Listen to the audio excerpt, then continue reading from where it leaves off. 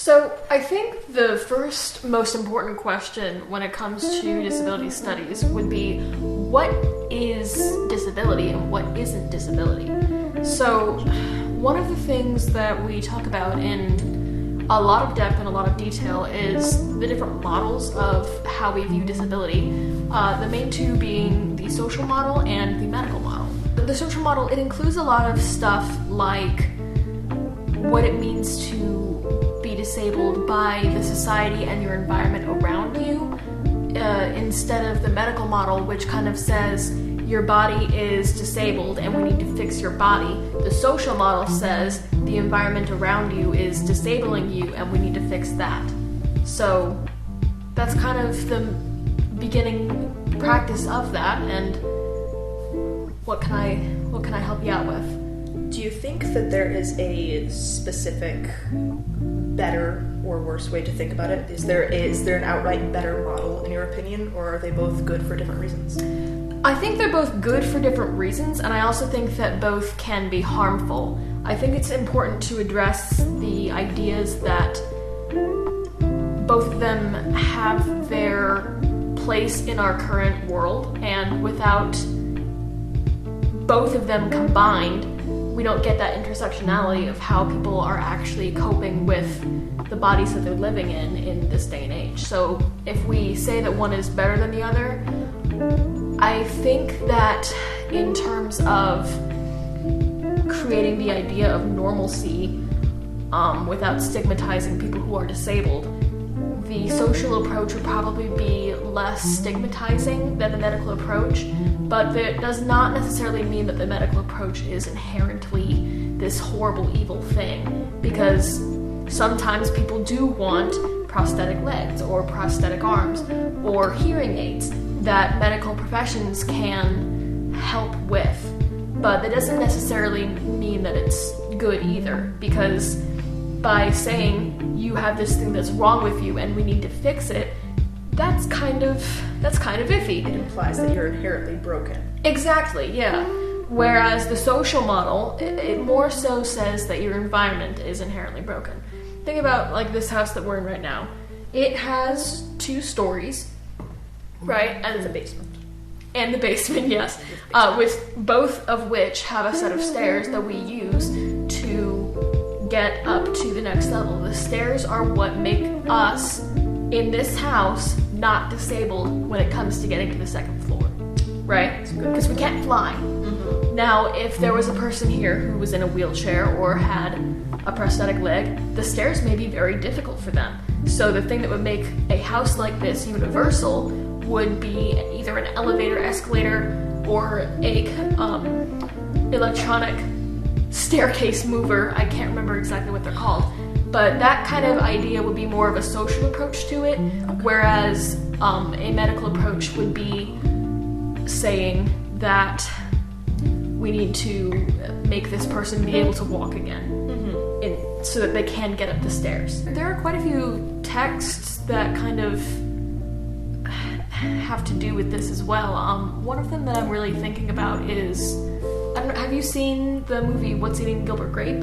I have not. Okay, well, it's a movie about this older brother who is taking care of a younger brother who is disabled. He's got a mental disability, and they also have a mother who is disabled by her depression as well, that has caused her to become very overweight. She doesn't leave the house, and we talk about in this movie whether their actual disabilities themselves are what is creating this kind of dissonance in their lives, or if it's the environment around them that is creating this kind of dissonance and this struggle in their lives. So is it the house that their father killed themselves in that's creating all of these issues and that's kind of keeping them all there, or is it the disabilities that the characters have that are making things hard to begin with? And it can always be both. Yeah, absolutely. And I'm assuming that sometimes it can be neither, a somewhat third option. Mm-hmm. Absolutely. Yeah, and it's just kind of that intersectionality of which thing is contributing more or which thing is contributing less. But it's important to look at both sides of that and understand that they both kind of come into play with that kind of stuff. Makes a lot of sense. I hear a lot about something called person-first language. Mm-hmm. And what is that, first of all? So person first language is, instead of saying an autistic person, it would be saying a person with autism.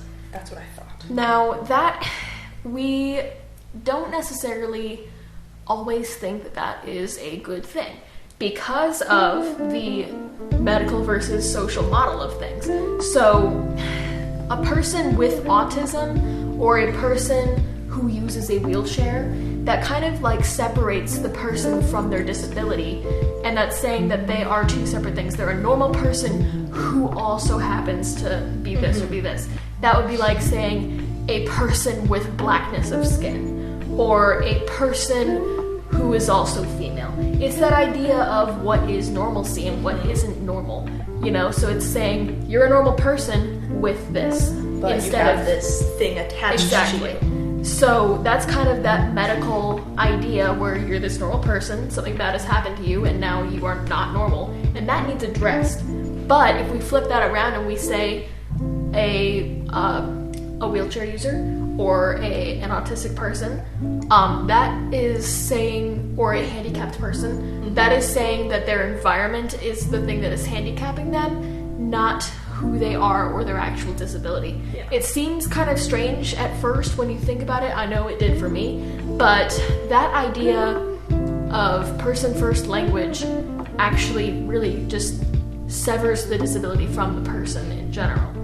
Yes, I know for a lot of people who are disabled, it helps to like not have that separation because it's very much still a part of them. Mm-hmm. It's a part of them, but it's not everything but it's that not they their are. Entire personality. Exactly. Yeah, and using that person first language, it separates that, but not in necessarily the way that we are wanting it to be separated. If that makes sense. That does make a lot of sense because I do know quite a few people who prefer to say, "I am autistic" versus "I have autism." Mm-hmm. And the most important thing we can do with anything, especially people who are in a minority group, like people with disabilities, disabled people with disabilities, is to just listen to what they want to be called. If someone wants to be called a person who uses a wheelchair, then call them that. The best thing to do with that is just to use your best judgment. Same way in today's culture, it's socially appropriate to, when you meet someone, ask what they'd like to be called. Mm-hmm. My name's Clara, my pronouns are she, her, what's your name, what are your pronouns? You know, like it's very different age that we're living in when it comes to how our language impacts how we act towards other people. And we're in a day and age where, thankfully, we can talk about these kinds of things and ask people what their preferences are.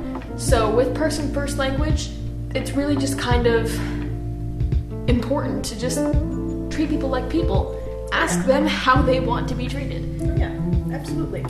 And I don't think you should ever really assume that someone wants to be referred to in a specific way. Like how it's not appropriate to assume someone's pronouns or assume what their gender is. It should not be, I don't think it should be normal to automatically assume that either someone is disabled or someone wants to be referred to in a specific way when it comes to disability.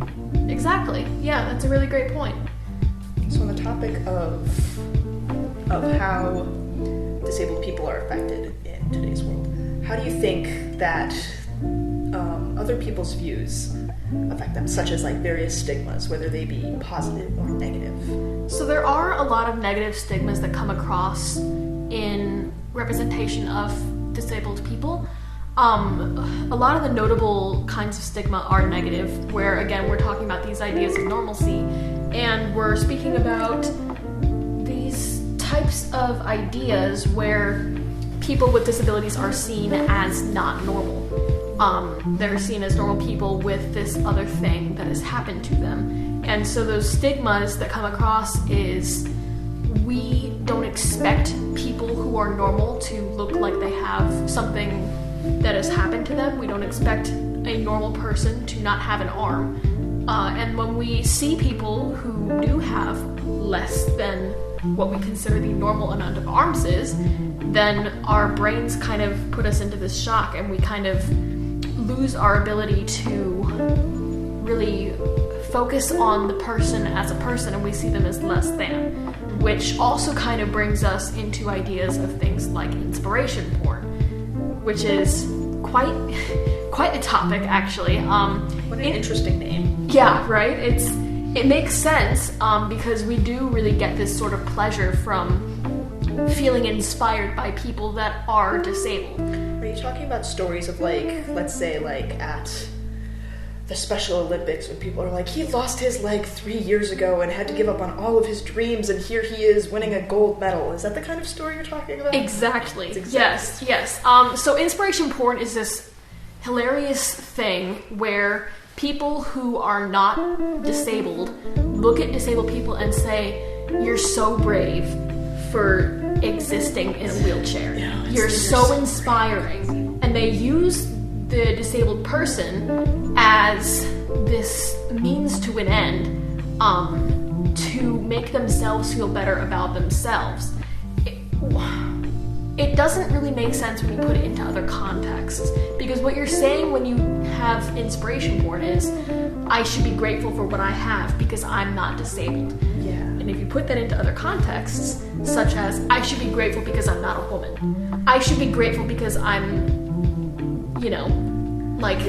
not black, or not Hispanic, or not gay, or any of these sort of social topics. I should be grateful that I'm quote-unquote normal. Exactly. Because other people aren't, and their lives must suck. And that's kind of what that whole inspiration porn kind of does. And if they can do these great things, then surely I can. Surely I can do great things. Exactly. Lesser. Mm-hmm. It kind of sets that bar down, and instead of looking at them for the things that they are actually accomplishing, they are instead using just the fact that they exist in a body that's different from their own as this kind of feel good about yourself idea.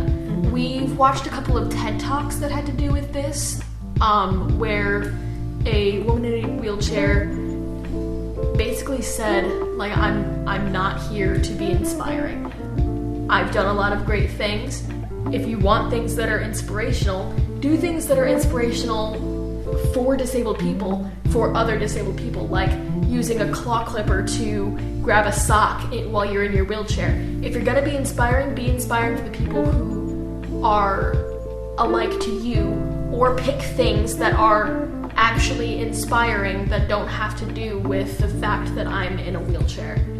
Mm-hmm. So things like people who are being chosen to have essays written about them. We had an episode of a TV show that we watched about that, where his brother was in a wheelchair and he had a guide helper with him and helping him speak and everything through looking at words with a laser pointer.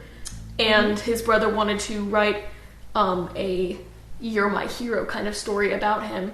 And the brother's like, I'm an asshole. I don't know what you're talking about. Like, I'm not this hero. Like, just what is it about me that exactly. makes me but then extraordinary? Yes. But then later in that episode, another character who actually didn't know this brother at all wrote a story about the brother and ended up getting the brother a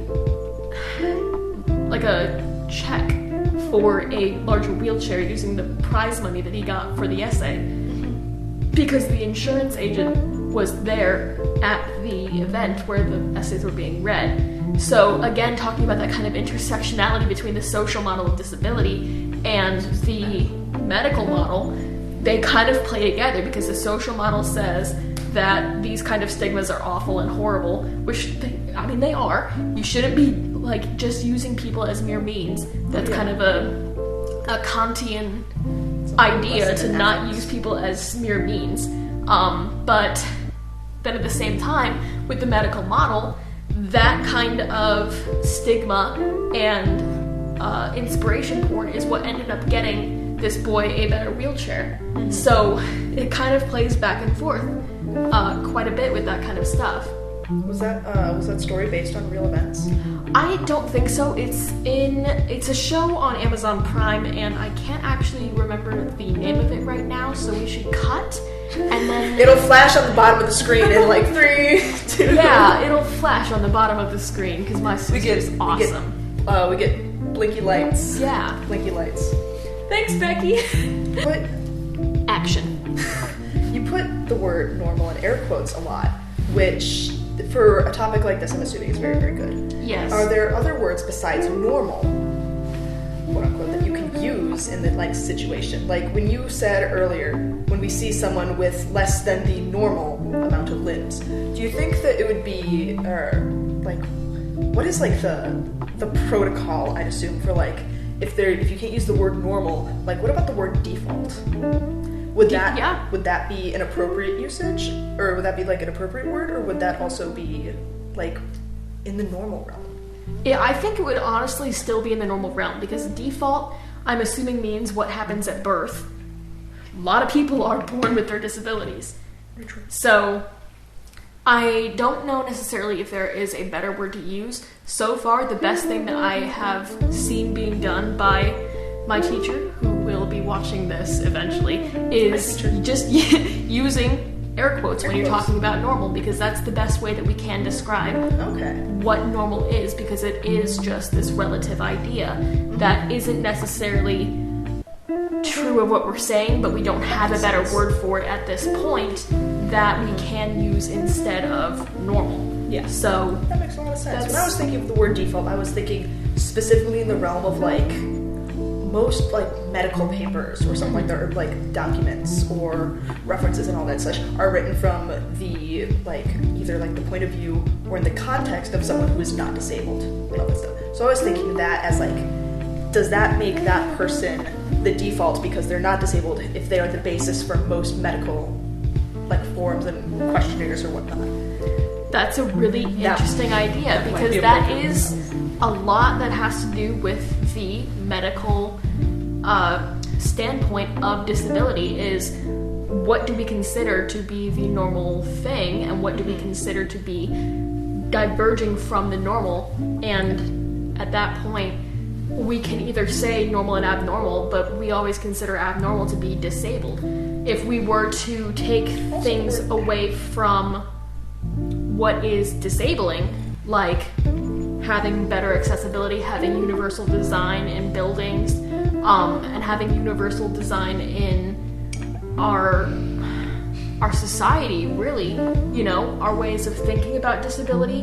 If all of that was taken away, then we could probably use words like normal and abnormal to describe the body that we're living in being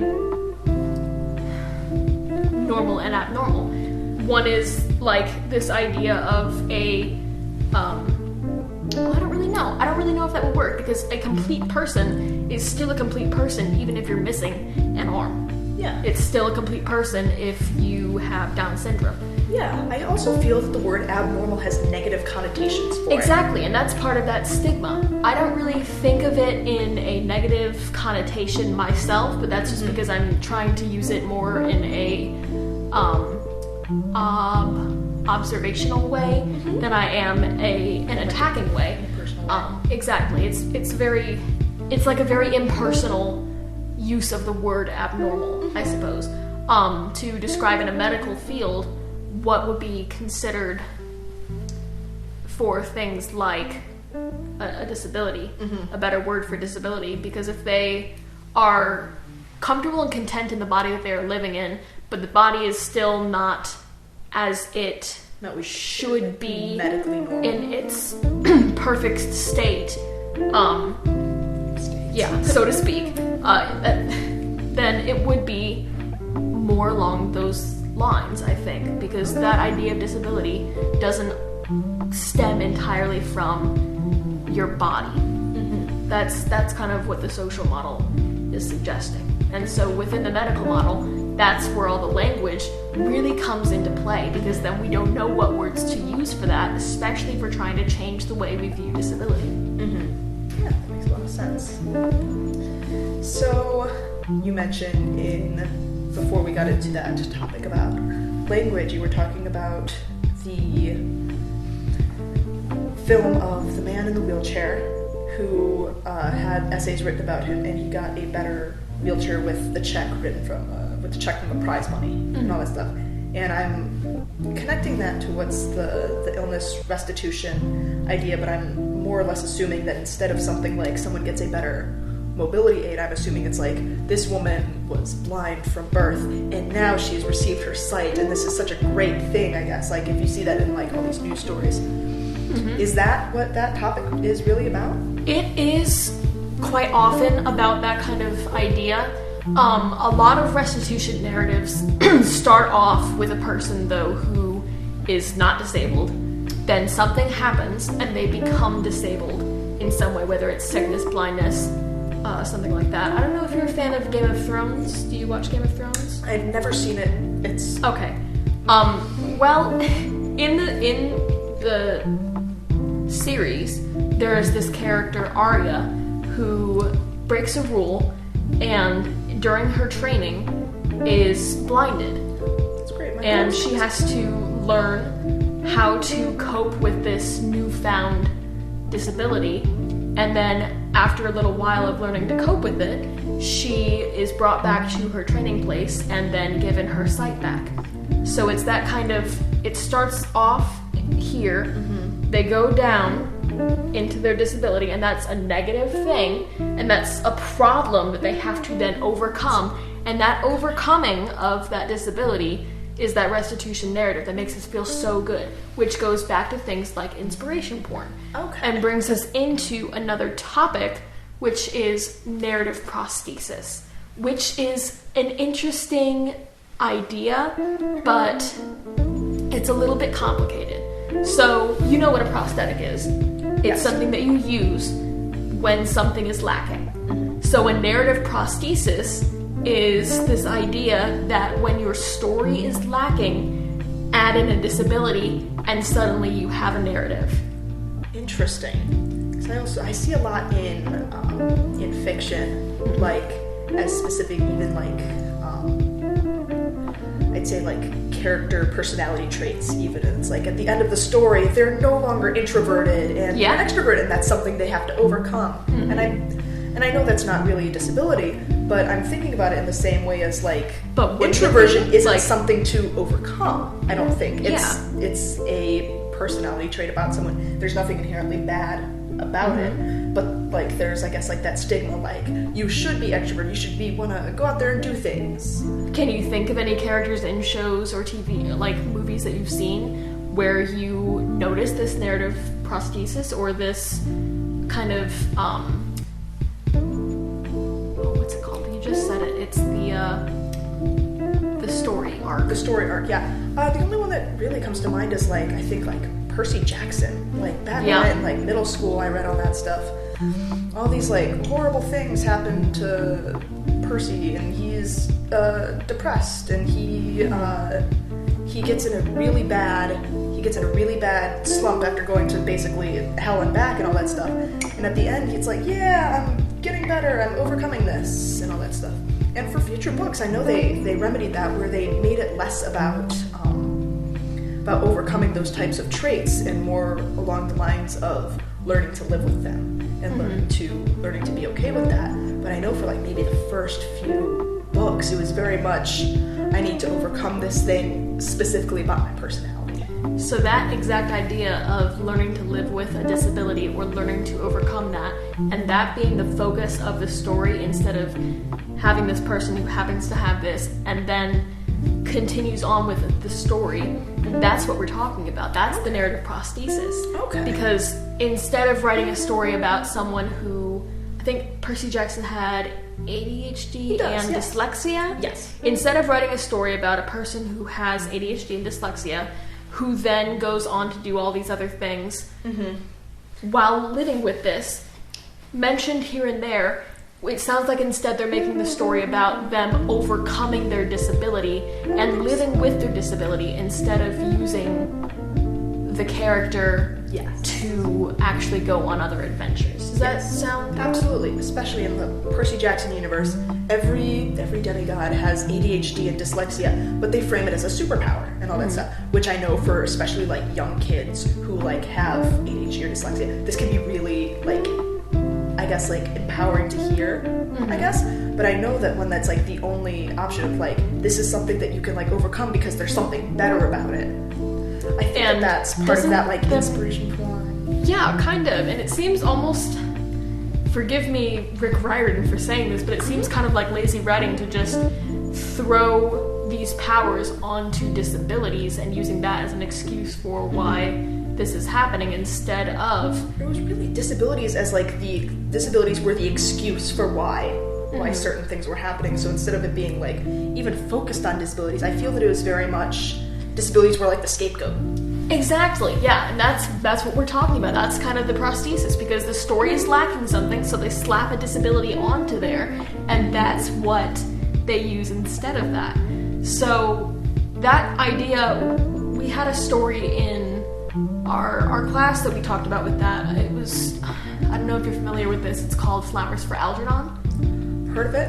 Haven't dealt with it. Okay, so it has that kind of restitution narrative, but almost in a reverse order, where at the start of this story, this person is mentally disabled, like he's got a very, very low IQ. He takes a pill and he goes up in his story to a level of normal to very high intelligence. And then he starts going back down. And we see this as a tragic story. We see this as a tragedy because at first he was what we would consider to be disabled, abnormal. He goes up to a level of normalcy and then he peaks at a level of super intelligence. And then the tragedy is that, oh no, he's disabled again. He's disabled. So the whole narrative doesn't necessarily rest upon what's going on with Algernon. What kind of stuff is he capable of doing when he has his intelligence? How does he feel? How does he see the world differently? It focuses mainly through his journals on how much different he feels, what exactly he is able to do, and then once he starts declining, his focus is not on what is going on around him, it's on what he is unable to do. So the whole story uses the disability as, like you said, a scapegoat because there is a real lack of narrative. I also feel like a lot of, sometimes in, like, media, especially if you're talking about books, how someone with disability, because of said disability, can automatically be seen as a bad thing. First thing that comes to mind is, like, Mice and Men. Mice and Men. Yeah. With, I can't even remember their names, but I can, like, Lenny see and George. Lenny and George. I can see like the scenes in my head and all that stuff. And I feel that it casts, like, such, like, a bad light because all of the bad things that are going on are happening with, like, the one character who is disabled and all that stuff. That's another topic. Like, bad light. Yeah, that's another topic that we've discussed in great detail is disability and villainy. Think of characters, we talked about it in Disney. Think about characters in Disney that are bad guys who have disabilities. Captain Hook. Captain Hook. Even if it's not talking about with disabilities, it's like even with if you're taking, like, Disney villains, like either personality traits or physical traits, and all that stuff, and villainy and all that stuff. And, like, once you plaster that on there, it's like you're now associating this trait with villainy, no matter what, just because you're making, like, every villain have this one particular trait or this one issue about it. Even if it's not truly like a disability, like Scar. He has a scar. That's like the center point of his villainy. Same with, like, what you said, Captain Hook. Yeah, and those are definitely things that we think about. And then I have to ask the question to kind of put this into your mind: why do they do that? Why does our culture want to create this idea or this connection between disability and villainy? Because it's that idea of it being such an abnormal thing inherently stigmatizes it because it's wrong or ugly or not pleasing to the eye to look at. And so we want our villains to be as unpleasing as possible. What's the most unpleasing thing you can think of? Disability. It's like the idea that anything that is different is inherently bad. Exactly. Like, if you are in the out group, you are automatically not good, because we in the in group are obviously good. And that's kind of what we're talking about here in disability studies, is how do we expand that circle? How do we have these kinds of conversations where we are kind of observing and taking note of how exactly it is we interact with these ideas, how does that affect our culture, and how do we eventually change that. So now that we've gotten through some of the major questions and points, there are a couple more things that I would like to cover, and one of those I mentioned, or I kind of like talked about it a little bit before, but this idea of universal design. So this is kind of this idea where in order to stop the medical model from seeing the body as disabled, we need to keep the environment around us from having our bodies becoming something that is disabled. Does that make sense? So, like the elevator or the escalator in our homes, that would be a universal design. Mm-hmm. Having ramps would be a universal design. Mm-hmm. Those kind of ideas are really important for that kind of stuff, but it goes beyond just architectural structures, because that kind of stuff needs to happen within our cultures and the way we think about things as well, with our stigmas that we have and with our laws and everything that we have as well. Like there are certain laws, or there were at one point where disability was not protected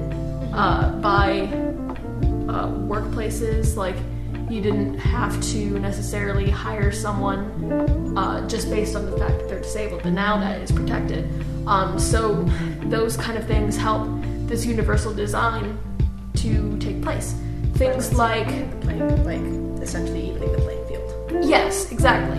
And part of that is, again, getting rid of some of the stigma, not only with the environment around us, but personal stigma as well. So people who have a disability should not necessarily feel bad about having their disability, and part of that universal design is normalization of it and representation as well. So we talked a little bit about some of the negative representations, but having those kinds of representations impact people so much that having positive representations of disability are going to improve the lives not only of people with disabilities, but people without them as well. Yeah. It's going to kind of, like you said, even the playing field and kind of open up that circle for everyone to feel better.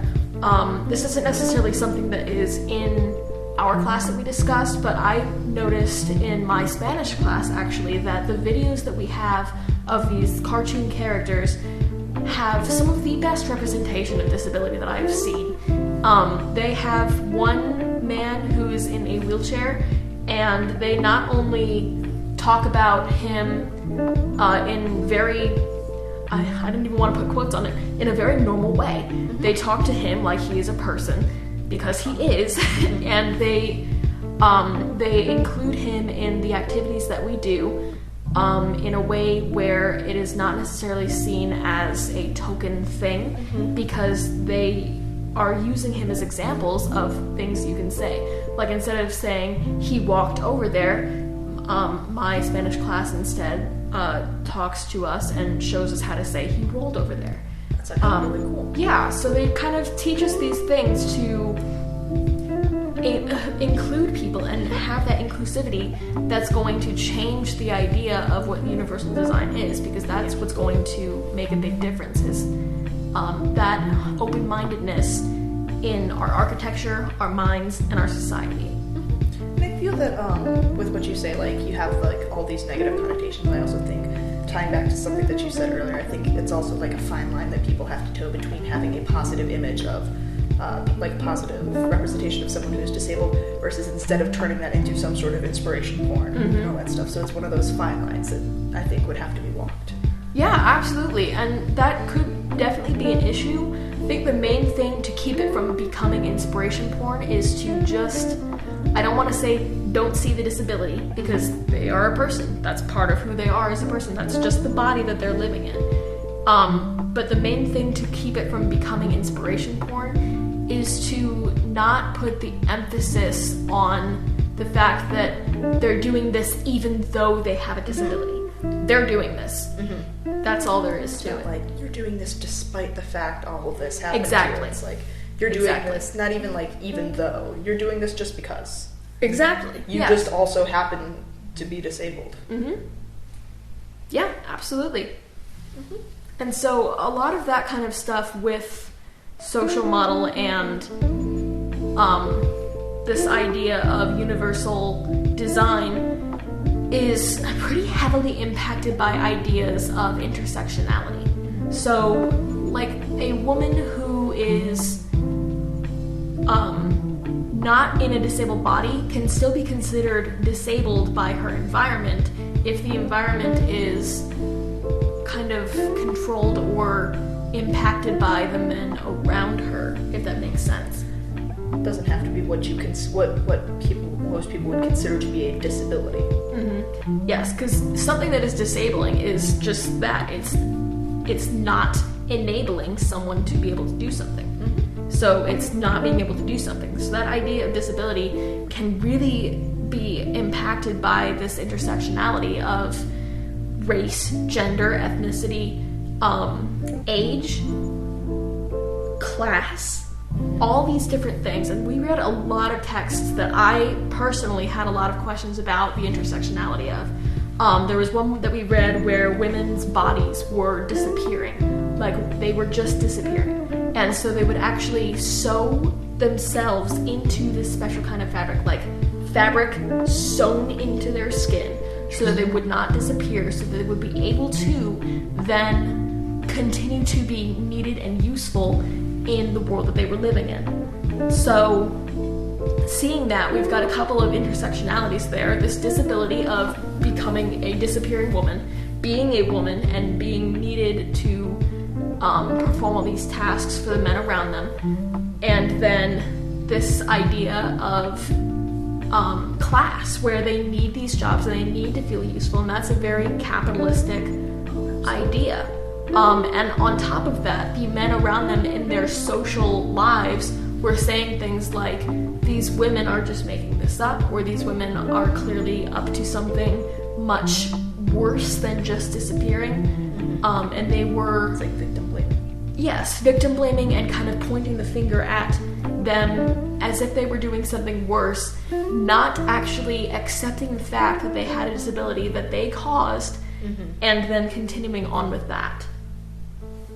There is a lot of intersectionality when it comes to disability. How disability is pushed into the background when it comes to other social factors. Like, I don't know if you've read the text Recitative by Toni Morrison. She wrote another book that you probably have read, Bluest Eye. I have read that. Okay. I met her. Yeah. Same. You've met Toni Morrison? I have met her. Wow, that honestly, that's so cool. She's one of my favorite authors. But she's written this short story called Recitative, where these two women are in this orphanage, and, well, not orphanage, just like an away house. Their parents still come to visit them sometimes, but they are unable to, like, care for them. Yeah. And so they grew up in this girl's home. And one of the people there, named Maggie, is disabled. And these girls, throughout the story, are unable to remember, in lieu of their lives, what exactly happened to Maggie.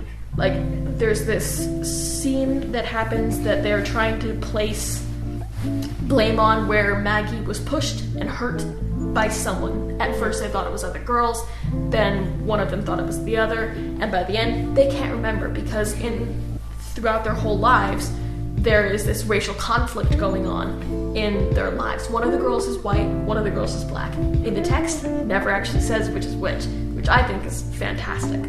But that idea of disability is pushed into the background when it comes to intersectionality, because the race and them being women is more important to the story than the disability is. And when they're trying to actually figure out what happened to Maggie, they are unable to do so because it was pushed into the background so much in their lives. Other aspects. Yes. Okay. That's actually really interesting.